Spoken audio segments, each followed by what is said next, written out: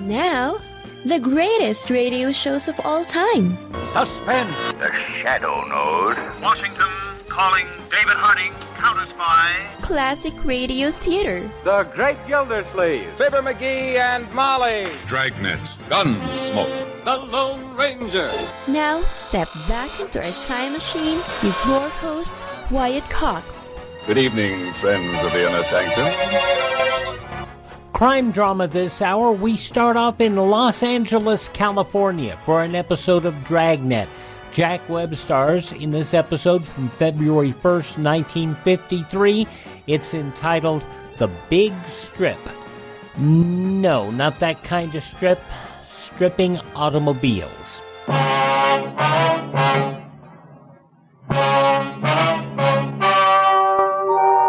Ladies and gentlemen, the story you are about to hear is true. The names have been changed to protect the innocent.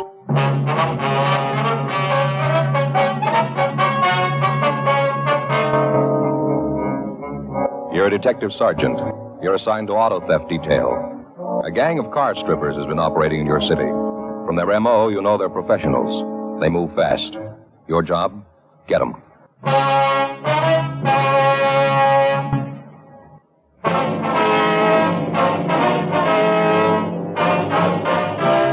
Dragnet, the documented drama of an actual crime. For the next 30 minutes, in cooperation with the Los Angeles Police Department, you will travel step by step on the side of the law through an actual case transcribed from official police files.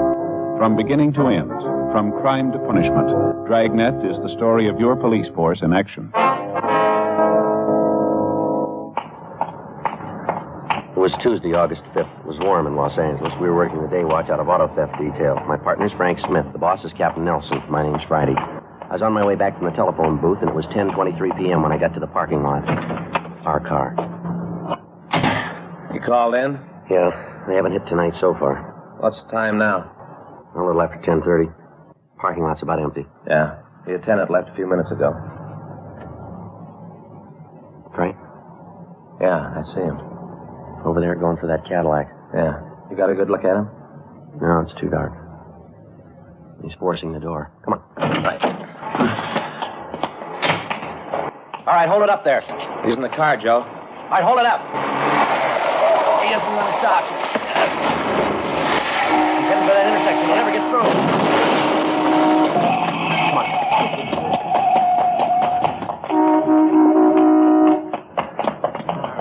It looks pretty bad, Joe. Yeah, he really cracked into that Dodge, didn't he? All right, let us through, please. Come on, please let us through. I'll check your Cadillac. Right, I'll get the other car.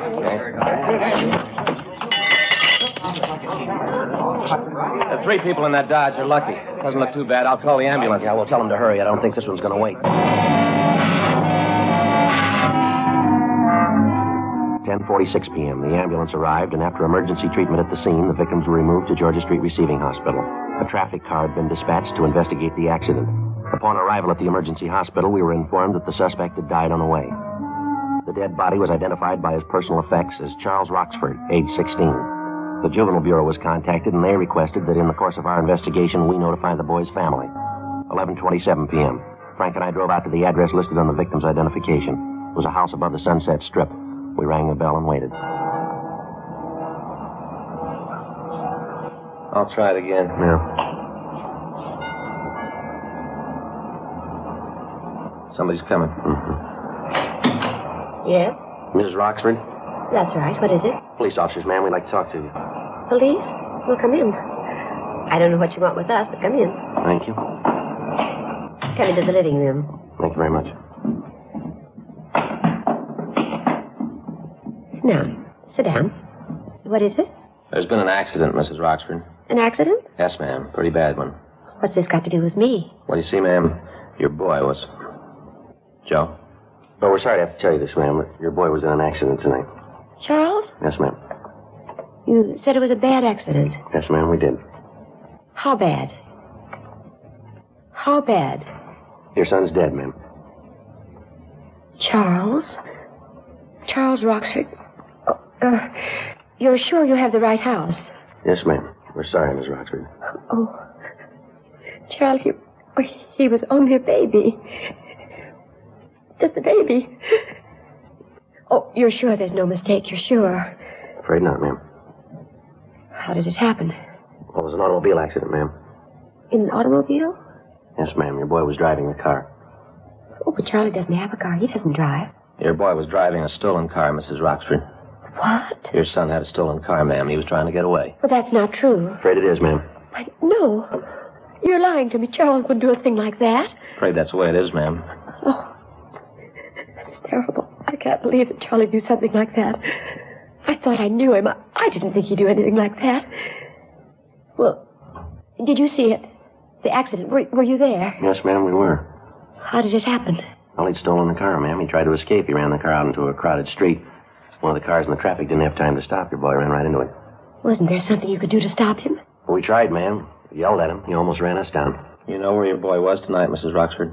No. No, he had dinner and then said he was going out. I thought he was going to a show or something. Mm-hmm. No, I didn't know where he was going. Did he leave the house alone? Yes. Left right after dinner, about 8. Said he'd be back later. Said he'd see me later. Then he left. Is there anything we can get for you, Mrs. Roxford? No, nothing. Where's your husband, ma'am? I guess he's at his office. He sells insurance. Said he had to meet a client tonight. I don't know what he's going to do when he hears about this. Going to hit him awfully hard. Awfully hard. Yes, ma'am. He and the boy were very close. I don't know what he's going to do when he hears about it. Did the boy give you any idea during dinner as to what he was going to do after he left? No, he didn't. I didn't talk much to him. Ma'am? You see, I wasn't here. I was out most of the afternoon. I didn't get home until just before he left. He just finished dinner and then he left. I see. I was at the bridge club. I always go on Tuesdays.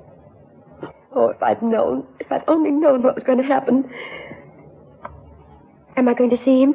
Well, we want either you or your husband to identify him, ma'am. Charlie, he's dead.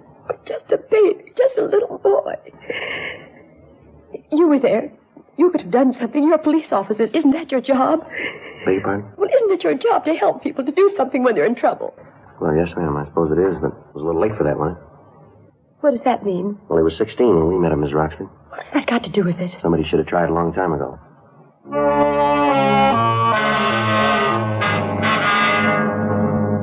Most car thefts fall into 3 basic categories, well known by all police officers. First, the cars that are stolen by professionals who change the motor numbers, forge owner's certificates, repaint the bodies, and sell them throughout the country. The second group consists of joyriders, thieves who steal the cars for a few hours merely to ride around in them and then leave them on the streets. The third category, and the one we've been working on for the past 6 weeks, dealt with the activities of car strippers. Their M.O. followed the usual pattern for this type of crime. The car would be stolen and then driven to some lonely part of the city.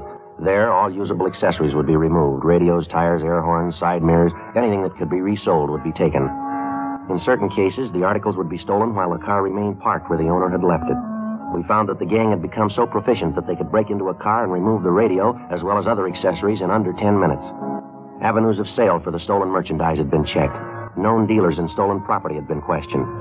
As the days went on, the total of thefts went up. By the 5th of August, the gang had stolen over $12,000 in automobile accessories. In the instances where we'd been able to get a description of men loitering in the vicinity of the stripped cars, we'd had the witnesses check mug books in the hope of identifying the thieves. We'd gotten no new leads. Physical evidence at the scene of the abandoned cars had been checked and rechecked. It netted us nothing. A week passed. August 14th, 8:15 a.m. Frank and I got back to the office. The captain's really boiling, isn't he? Yeah, you can't blame them, though. They got to stop cold. Well, we're going to get a break in it sometime. All the luck can't stay on their side. I don't know. It looks like it could happen that way. Anything on the steakhouse last night? No, nothing that we got so far. Maybe something later. I get it. Auto theft Friday. I beg your pardon, ma'am? Well, no. Well, yeah. What was that again? Oh, yeah. Yeah, well, yes, ma'am. All right. What was that address again? Yes, I yeah, all right. Well, we'll send a unit out. I'm sure they can help you. No, I'd suggest you get in touch with the SPCA. No, SPCA. Yes, that's... All right, bye. Well, there's a dandy one. What's that? Woman lost a cat from her car. Want to know if we can get it back for her. Yeah? Says it's real easy to recognize. He has a collar on, and he answers the name of Tabby. Oh, that makes it easier. Yeah. Auto theft, Smith. Yes, sir. That's right. Uh-huh. Where are you calling from, sir? Yes, sir, that's on Wilshire, right? All right, sir, we'll be right there. Anything? Yeah, the doctor out on Wilshire parked his car out in front of his office. Yeah. Came back in 10 minutes. His car radio was gone. 8:56 a.m. Frank and I got to the doctor's office. It was in a large medical building out on Wilshire Boulevard. We went up to the second floor and talked to the man who placed the call, a Dr. Alex Halsey. He told us that he'd stopped at his office on the way to a hospital call. He'd parked his car immediately in front of the building. When he returned 10 minutes later, he found that the radio had been stolen. From his office, we called the crime lab and latent fingerprints detail. Crews of men were sent from both divisions. They went over the car for possible physical evidence. Frank and I, along with Dr. Halsey, went down to the street. We talked to him while the officers worked. Darndest thing I ever saw. I tell you, I wasn't in the building more than 10 minutes. 10 minutes outside. Yes, sir. Came back, and I could see right away that the door had been open. Uh-huh. First, I thought maybe I'd left it open. Then when I got in the car, I knew right away. As soon as I saw the radio was gone. Yes, sir. Did you notice anyone loitering around your car when you parked it? Anybody suspicious, maybe? No, I didn't. Of course, I might not have noticed anyone. Had my mind on Julie. Julie? Yes, I'm operating on her this afternoon. Poor little kid has an intestinal disorder. Only 3 months old. Gee, that's too bad. Yes, she'll be fine, though. Of course, the parents are worried. They always are. Can't convince them there's nothing to worry about. Yes, sir. Then you didn't notice anyone, huh? No, like I said, I didn't. You sure you locked your car, sir, when you left it? Oh, yes, I'm sure about that. Always make it practice to lock it when I leave it. Lots of times I leave instruments in it. Always have to be careful about the instruments. Oh, yes, sir, I always lock it. How about the windows? What? The windows. Did you roll them all the way up? Roll them up. Well, now, once in a while I don't. Try to think of that. I'm not sure about this morning. No, come to think of it, I guess I didn't close them this morning. Such a wonderful day. Yes, sir. Well, that's probably how they got into your car. You happen to have the serial number of the radio, Dr. Halsey? No, I don't think I have. Might be on the papers. I just got the car a couple of months ago. Might be on the papers. I can check them for you. All right, sir. That'll help. I'll have my secretary look them up for you right away. Anyone else drive the car, Dr. Halsey? Oh, no, sir. Don't believe in that. I'm the only one. Been the only one to drive it. Don't believe in lending the car to somebody else. Never have believed in it. Mm-hmm. Joe? Excuse me a minute, Dr. Halsey. Surely. Yeah, Leonard. Got a couple of clean prints on the dashboard. Might belong to the thief. Yeah. I'd like to check the doctor. It might be his. Okay. Wait a minute. I'll get the kid. I know. Hey, Dr. Halsey. Yes, Sergeant. Okay. This is Sergeant Tankersley of the Fingerprint Department. He'd like to check your prints. How do you do, sir? All right, Doctor. Wonder if I could look at your fingers, please. Surely. Can you tell just from looking at them what you want to know? No, sir, but you see, the prints we found are whorl. If your prints were loops, there'd be no reason to take them. Oh, yes. I see. How about it, Leonard? Better roll them up for comparison. We're going to take your prints, Doctor, if you have no objection. Oh, no, of course not. Glad to help. All right, sir. You want to step over here? We can take them in the officer's car. Yes, glad to. Here, I'll get the door. Yeah, I'll get the pad. Now, Doctor, if you let me have your hand. Surely, here. No, sir, if you let me do it, it'd be a little easier. Oh, yes. Just trying to help. I will put them on the card. Never knew my fingers were so big. It does that we're taking the print of the whole tip of the finger, sir. Makes it look that way. Oh, I see. Uh-huh. All right, Doctor, you can get the ink off with this, I think. Here, I'll pour a little on this cloth. Here you go. Yes, thank you. What do you think, Leonard? I'll check them now. Sure be a break if they were the thieves. Well, there must be. Couldn't be anyone else's. Well, how about your family, Doctor? Possible the prints could be theirs, maybe? Oh, no chance. Jenny, that's my wife. She has her own car. Kids always use that one. Like I said, I'm the only one who uses this. Uh-huh. How about it, Len? Make them? Yeah, they belong to Doctor. 10:02 a.m. The crime lab crew gathered what physical evidence they could find and returned to check over their findings. Frank and I took a report from Dr. Halsey, and then we talked to his secretary. She was unable to find the ownership papers on the car. We drove over to the dealer who had sold him the car and got the serial number of the stolen radio. We notified pawn shop detail and gave them the information. For the next 3 weeks, stakeouts on the parking lots in the central area continued. Arrests were made, but the thieves apparently had no connection with the gang we were after. They kept hitting, but the speed with which they operated made apprehending them difficult. On Friday, September 5th, we got a call that a stolen car had been recovered out in Topanga Canyon. We drove out to check on it. The tires, radio, horns, heater, spotlights, fog lights, and the side view mirrors had been taken. The seat covers had been removed, and the hubcaps were missing. Again, there was no physical evidence that gave us a lead to the thieves. That night at 10:52 p.m., Frank and I checked back into the office. Another long day. Yeah, I'm kind of tired myself. Kind of hate to call Faye. Why's that? Oh, this morning when I left, I told her I'd be home for dinner, sure. Well, didn't you call her? No, I forgot all about it. She's really going to be sore. Yeah, well, she'll get over it. I don't know, Joe. It's going to be a couple of days of quiet around the house, I think. Why, just because you missed a meal? No, it ain't that. She had tamale pie for dinner. Boy, she sure makes it good, too. A lot of cheese, you know? Yeah, well, she can warm it up for you when you get home. Here, go ahead. All right. You want to sign us out? I'll check the book. Yeah, I'll get it.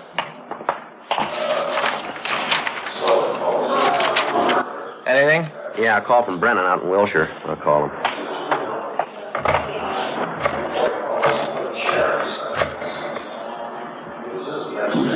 Hello, Brennan around? Yeah, all right. Say what it was about? No, I'm calling him now. Yeah, hi, Brennan. It's Friday. Yeah. You did, huh? Where'd that happen? No kidding. Those are the brakes, huh? Yeah. Okay. Yeah, thanks, Brennan. Picked up a kid for running a red light driving a hot rod. Yeah? Car was fixed up with a lot of new stuff. Guys out of Wilshire checked it over. Uh-huh. According to the serial number on the radio, it was stolen from Dr. Halsey.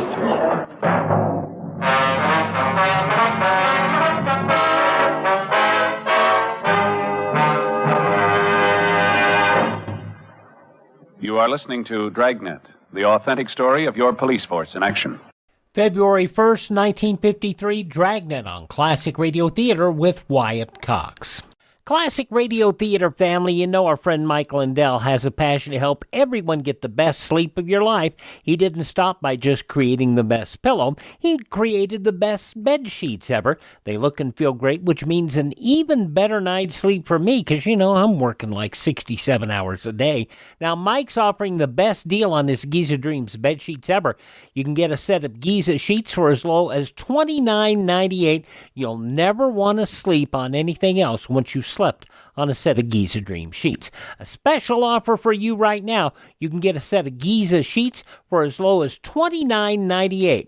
Call 1-800-928-4715. Use the promo code Wyatt. Or go to MyPillow.com, use the promo code Wyatt. It's good on anything on the website. That number again, 1-800-928-4715. Use my promo code Wyatt. Classic Radio Theater with Wyatt Cox continues with more of Dragnet, The Big Strip, February 1st, 1953.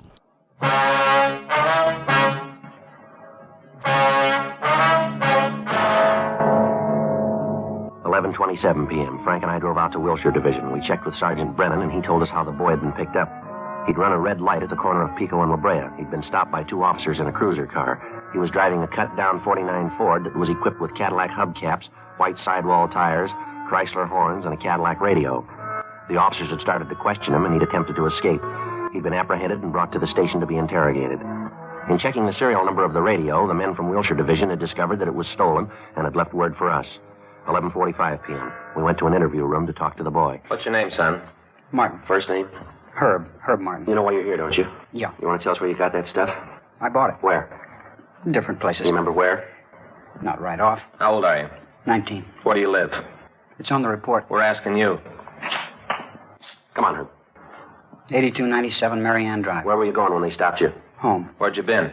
Around. Same place you bought that stuff on your car, huh? Yeah, that's right. Now, look, you better come off this, young fella. You might think you're a big man, but you got things a little mixed up here. You got caught with a carload of stolen accessories. Been a lot of stealing going on around town. The way your car looks, you could be responsible for it. Yeah, well, I'm not. You look good for it. Look, maybe I lifted the radio and stuff, but that don't mean I'm in on the other. Sure, I got no choice. You got me nailed for the stuff you found, but I'm not going to take it for the others. Maybe I stole that stuff, but that was for me. I didn't sell it like the others.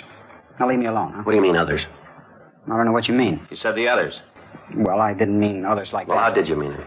Well, like the guys you're looking for. That's not the way it sounded. No, you said it like you knew who you were talking about. I didn't say it like that. That's the way it sounded. That's right, son. Now, why don't you tell us who you meant?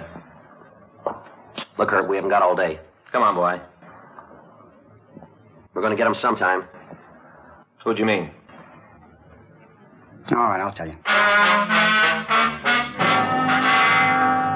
We continued to talk to Herb Martin. He told us of the activities of a gang of car strippers who were working on order. He went on to say that from what he'd heard, if someone wanted to pick up some fast money, a connection could be made with a man on the corner of Sunset and Western. The man would give the order for the stolen merchandise and say where and at what time it was to be delivered. Herb told us that he had the opportunity to do business with the man, but that he turned it down. He was unable to identify the man who made the contact and said that he'd never heard him referred to by name. He gave us the names and addresses of two of the men who were working for him. 12:45 a.m. Frank and I left and drove back downtown. With the assistance of officers from Wilshire Division, the two young men were brought in for questioning. They identified their contact as a Richard R. Ogden. We ran the name through R&I and found that Ogden had a previous record of petty theft. From the 510 in his package, we obtained his last known address, but the landlady told us that he'd moved and left no forwarding address. She told us, however, that she thought we could find him at the Meyer Garage on South Hoover. We drove over and found that it was a small place on the corner of Hoover and Mariposa. The owner, Alan Meyer, told us that Ogden did work for him, but that he was out. He said that the suspect was expected back almost any time. While we talked to him, Meyer worked on a small foreign car. Great little cars. Get a real kick out of working on them. Yeah, sure nice looking. You sell them, do you?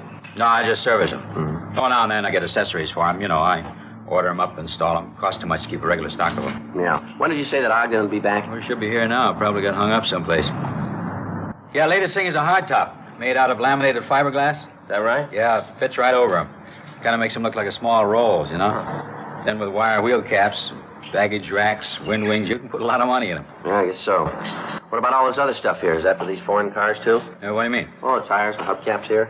No, that's where I make most of my money. I go out and buy them from wrecks, bring them back here, straighten them out, resell them to the independent stations around town. They can sell them a lot cheaper than new ones run. We both make a little money out of it. Yeah. Mm-hmm. Say, you guys like peanuts? No, thanks. Okay, you don't mind if I have some, huh? Sure you don't want any? No, thanks very much. I get so hungry in the morning, I keep these things around and munch on. Yeah. Go through a whole can of these a day. They'll kill me. Guess that's what you might call going nuts. February 1st, 1953, Dragnet, starring Jack Webb, The Big Strip. Thank you for tuning in to Classic Radio Theater with Wyatt Cox. The conclusion follows these messages from your favorite radio station.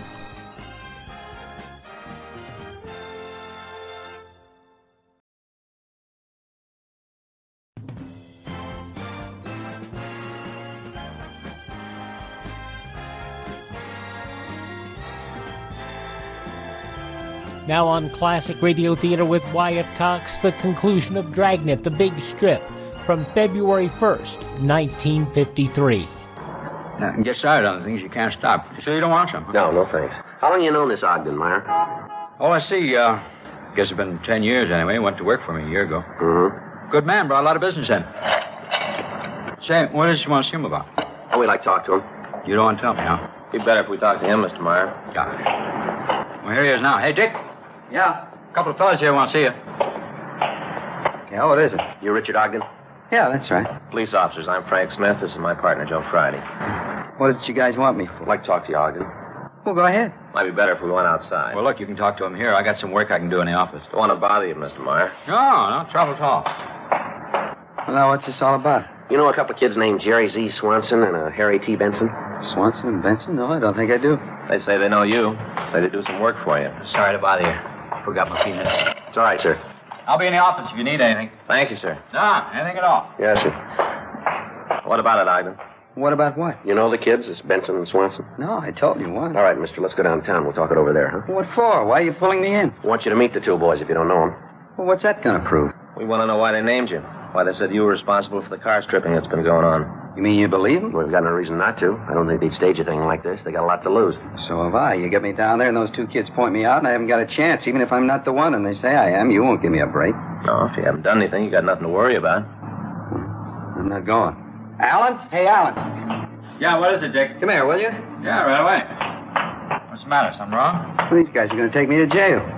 Well, what for? What's he done? We want to talk to him, Meyer. We think he's involved in some car thefts. Well, I know that's not true. Dick wouldn't do a thing like that. I know. I've known him a long time. No, I'm sorry, sir, but the information we've got says you did. Why, Dick? Why'd you do a thing like that? If what these officers say is true, well... Gee, that's awful. Why would you do a thing like that?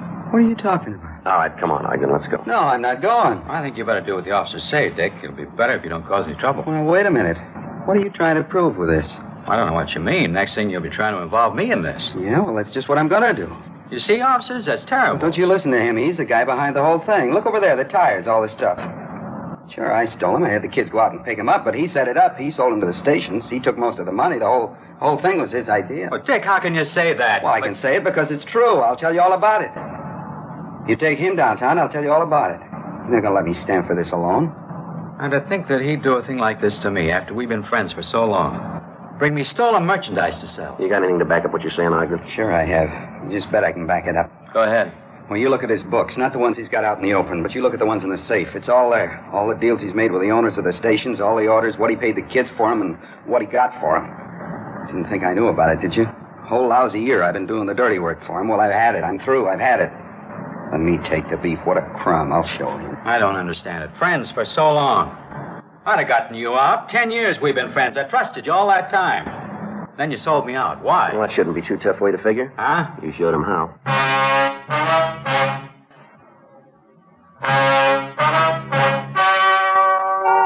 The story you have just heard was true. The names were changed to protect the innocent. On January 21st, trial was held in Department 87, Superior Court of the State of California, in and for the County of Los Angeles. Richard R. Ogden and Alan Y. Meyer were tried and convicted of receiving stolen property. They received sentences as prescribed by law. Receiving stolen property is punishable by imprisonment in the state penitentiary for a period of not more than 10 years, or in the county jail for not more than 1 year. The investigation of the records of Alan Y. Meyer uncovered the names of the other men involved in the thefts. They, along with Herbert S. Martin, Jerry Z. Swanson, and Harold T. Benson, were tried on a charge of grand theft auto and convicted. They were sentenced to the state penitentiary at San Quentin, California, for the term as prescribed by law. Grand theft auto is punishable by imprisonment in the state penitentiary for a period of not less than 1, nor more than 10 years. Ladies and gentlemen, 10 million Americans have diseases of the heart and blood vessels. What are the causes and the cures? Well, it'll take research to find out. Send what you can to Heart, care of your local post office. Help your heart fund. Help your heart.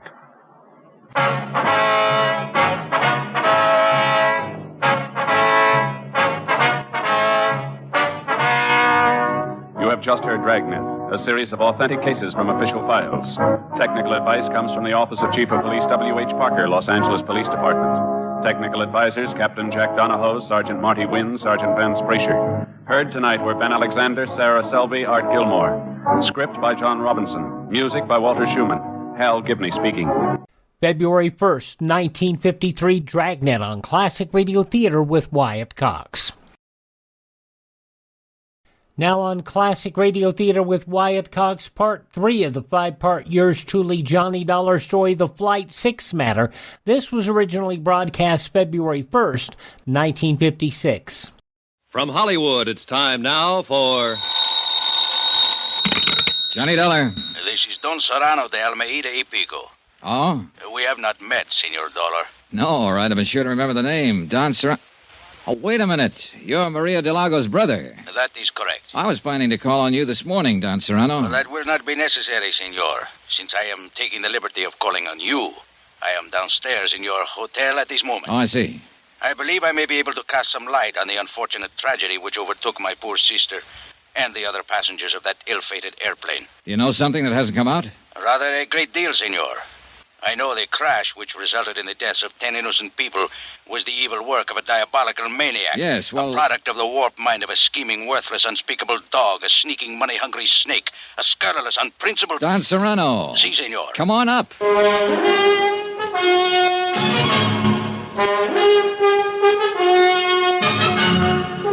Tonight and every weekday night, Bob Bailey in the transcribed adventures of the man with the action-packed expense account, America's fabulous freelance insurance investigator. Yours truly, Johnny Dollar.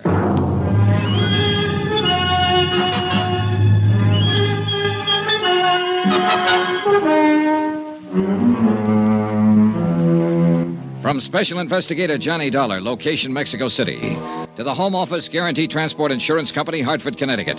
Assignment, the Flight 6 Matter. Expense account continued.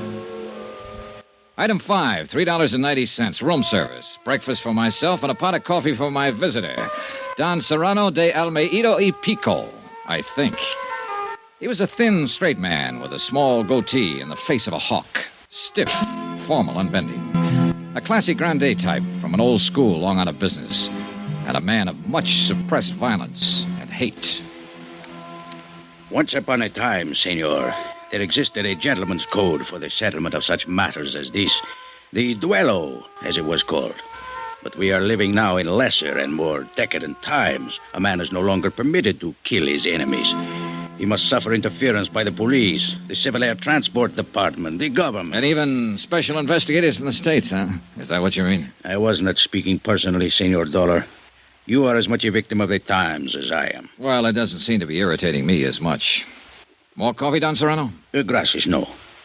Perhaps it is because you have not lost your dearly beloved sister, senor. Oh, maybe. In that, at least, you have my sympathy. But let's get to the point. You've done quite a lot of talking about wanting to kill somebody, but I'm still not too sure who or why or what. It is very simple, senor. Not to me. Suppose we start at the beginning. As you like. But who can ever say what is the beginning of anything? All right, then let's be arbitrary about it. Let's start 3 weeks ago when your sister Maria came here from Havana to join her husband, Ramon de Lagos. I believe you said Ramon had been here for a month at that time on some kind of a business deal. A business deal? Do I look like a fool, senor? Oh, now, let's stick to the point. Women. That is his business, senor. Women with money. Then a week ago, Maria wired you, said she was terribly unhappy, and asked you to come at once. And when you got here, she told you what was the matter. She said Ramon was carrying on with an American girl named Marvel Terrence. A Jezebel, senor. So you took over. You got Maria an airline reservation back to Havana on Flight 6, the one that crashed, and told her you'd handle Ramon. Oh, she was putty in his hands. He lied to her every day since they were married, and she always ended up by believing him. I told her in the beginning he was interested only in her wealth. Which amounts to how much? Oh, much. Even after Ramon's foolish dissipation over the last few years. What happens to her estate now? Half of it she was permitted to dispose of as she wished. She made a will some time ago in favor of Ramon. Against my advice, I may say. What about the other half? Now, that reverts to me, senor. Oh? It is a matter of family tradition. Who managed your sister's estate before Ramon came into the picture? I did, senor. And quite profitably. I did not waste my energies on illicit follies and ludicrous intrigue. All right. Night before last, then, you took Maria to the airport and saw her off on a plane. Si. What was she planning to do when she got back to Havana? Was she going to divorce Ramon? My sister was a very pious woman. May she rest in peace. Her religion would never permit such an act. I see. And, of course, there was the matter of family tradition. Oh, naturally. Did Ramon go to the airport with you? I had not seen Ramon since the night before, nor had Maria. We had quarreled violently over his disgraceful conduct. Did Ramon know that his wife was taking Flight 6? I informed him the night before. Did you or Maria see him at the airport? Oh, no, senor. He was much too clever. He managed to keep out of sight. Then how can you be sure he was there? Senor Dollar, who else would be so vile as to place an explosive on board the plane? Oh, well, now I can follow your reasoning, but... The matter is self-evident. Well, look, I'm afraid we need more than self-evidence, Don Serrano. The problem of evidence is your responsibility, senor. I have told you who committed the deed. No, you've told me who you suspect. Do you doubt my word? Not as far as it goes. Sure you won't have some more coffee? No, gracias. Do you happen to know this girl, Marvel Terrence? By sight, I mean. She has been pointed out to me. Mm-hmm. Did you see her at the airport? Si, I did. I was under the impression she was going to leave on the plane, but after it departed, she was still in the terminal. Did you notice her talking to anyone before the takeoff? Yes, to some American, I believe. Red hair, stocky build, about 35? Si, he would fit that description. Blakely. Did you see her talking to anyone else? Any of the baggage handlers or the ground crew? I'm afraid I did not notice. Is it important? It could be. Well, thanks for your information, Don Serrano. My only concern is to see justice done. I'm sure it will be. And now suppose we take a look at what you didn't tell me. Senor?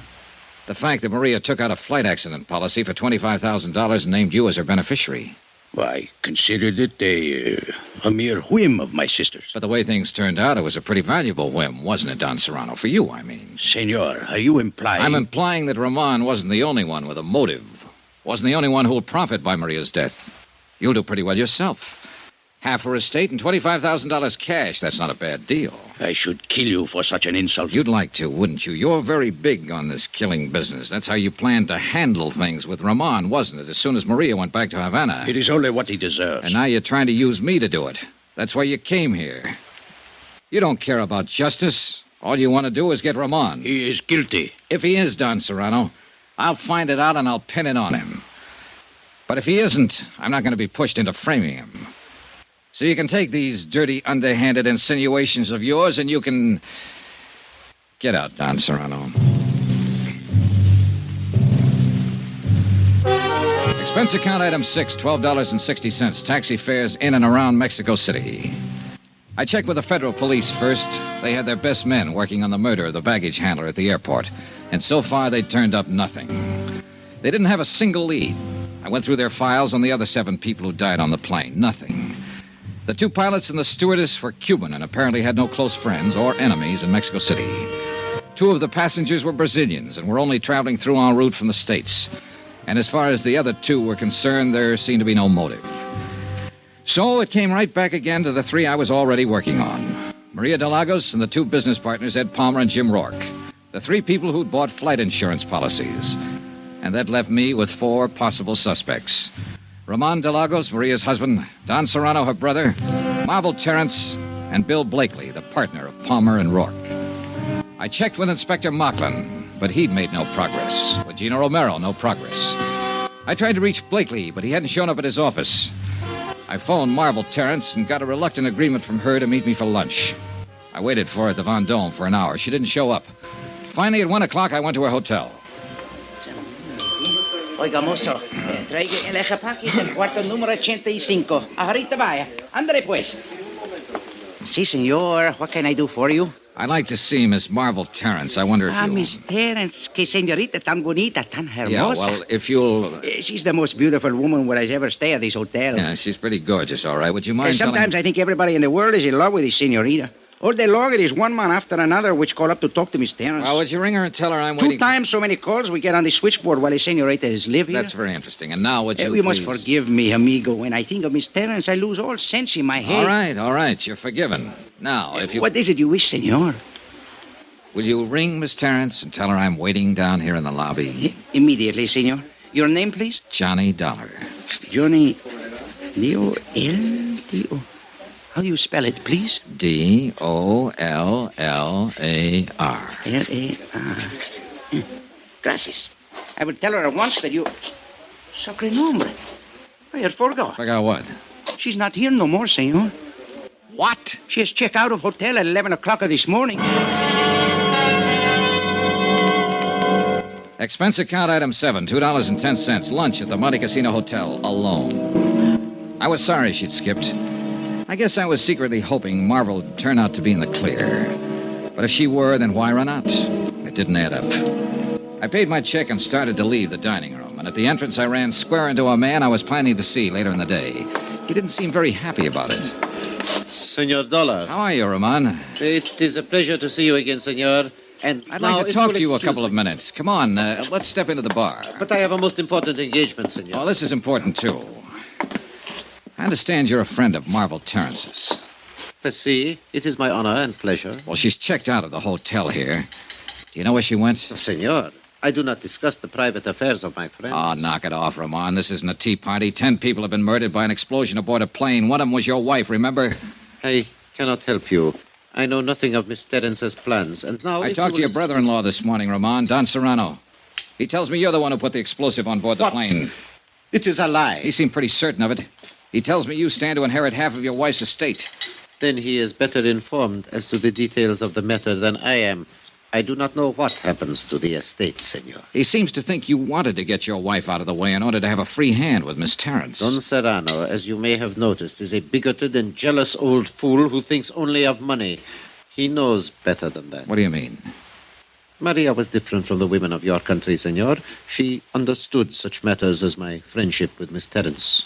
And accepted them? Except such times as Don Serrano goaded her into being foolish, yes. It is a difference of the Latin temperament, senor. I see. Then there was no trouble between you and Maria? None of importance. The trouble was Don Serrano. He has hated me from the day of our marriage, because from that moment on, he no longer had any control over Maria's fortune. If you wish to discuss this further, senor, I will be happy to do so later, but I must leave now. Con su permiso. I watched him hurry out of the hotel. I had no real reason to stop him and no authority to. On sudden impulse, I crossed the lobby to the public phones, called the Hotel Regis, and asked for Don Serrano de Almeida y Pico. Don Serrano had checked out. No forwarding address. I called the Del Prado and asked for Bill Blakely. Mr. Blakely had checked out. No forwarding address. I left the phone booth and hurried back to the desk. The clerk was very sorry. Ramon de Lagos had checked out earlier in the day. No forwarding address.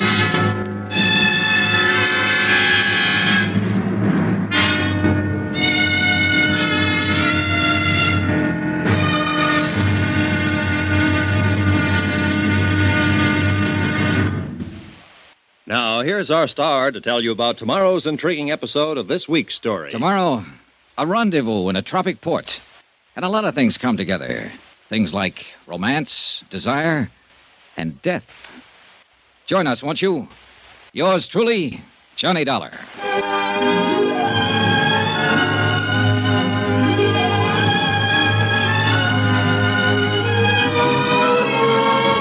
Yours truly, Johnny Dollar, starring Bob Bailey, is transcribed in Hollywood.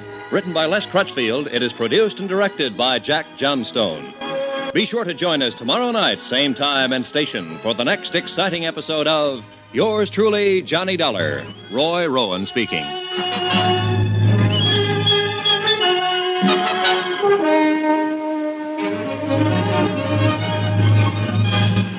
Well, there you have it. Part 3 of the 5-part Flight 6 matter. Yours truly, Johnny Dollar. February 1st, 1956, right here on Classic Radio Theater with Wyatt Cox. You can visit my webpage and learn a lot about classic radio collecting.